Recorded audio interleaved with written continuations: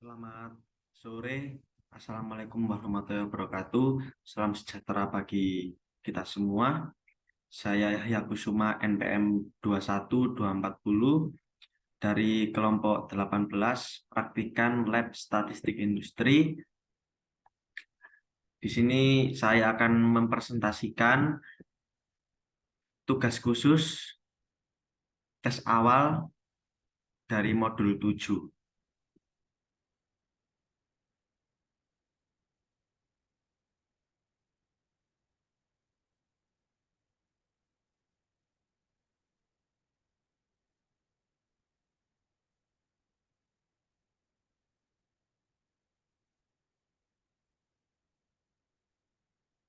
Tugas khusus saya yaitu tugas khusus modul 7, yakni analisis diskriminan.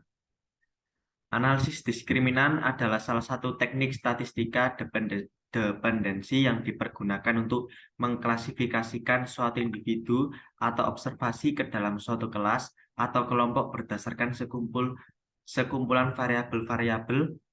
Analisis diskriminan memiliki kegunaan untuk mengklasifikasikan objek beberapa kelompok.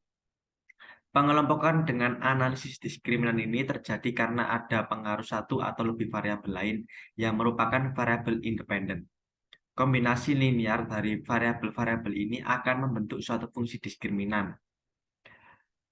Dalam buku Johnson, R.A. dan Wichern tahun 1992 dijelaskan bahwa fungsi diskriminan pertama kali diperkenalkan oleh Ronald Fisher dengan menggunakan beberapa kombinasi linear dari pengamatan yang cukup mewakili populasi.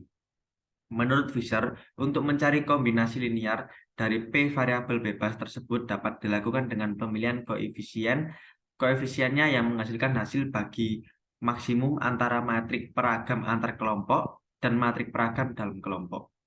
Analisis diskriminan dipakai untuk menjawab pertanyaan bagaimana individu dapat dimasukkan ke dalam kelompok berdasarkan beberapa variabel. Persamaan fungsi diskriminan yang dihasilkan untuk memberikan peramalan berdasarkan variabel yang paling tepat untuk mengklasifikasi individu ke dalam kelompok berdasarkan skor variabel bebas. Menurut Johnson and Wichern, tujuan dari analisis diskriminan adalah untuk menggambarkan ciri-ciri suatu pengamatan dari bermacam-macam populasi yang diketahui baik secara grafis maupun aljabar.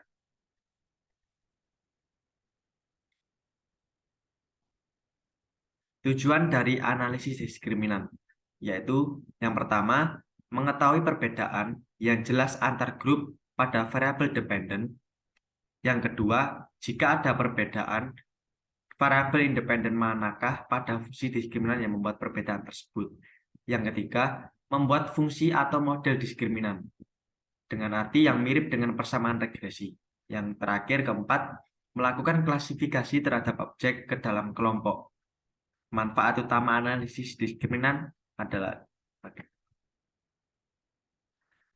lalu untuk asumsi-asumsi yang harus dipenuhi. Adapun asumsi-asumsi yang harus dipenuhi sebelum melakukan analisis diskriminan antara lain yaitu 1. Variabel independen berdistribusi normal multivariate normal distribution. Jika tidak berdistribusi normal, hal ini akan menyebabkan masalah pada ketetapan fungsi model diskriminan. Yang kedua, varians dalam setiap kelompok adalah sama, equal variance. Yang ketiga, tidak ada korelasi antar variabel independen. Dan yang terakhir, keempat, tidak adanya data yang bersifat ekstrim, outlier, pada variabel independen. Jika terdapat data ekstrim yang tetap diproses, hal ini bisa berakibat berkurangnya ketepatan klasifikasi dari fungsi diskriminan. Lalu beberapa hal dalam statistik yang berkaitan dengan analisis diskriminan diantaranya 1. Korelasi kanonikal. Mengukur seberapa kuat asosiasi antara skor, diskriminan, dan kelompok. Merupakan antara fungsi diskriminan tunggal dan set variabel dummy yang membentuk anggota kelompok. 2. Centroid adalah rata-rata nilai skor fungsi diskriminan untuk suatu kelompok tertentu.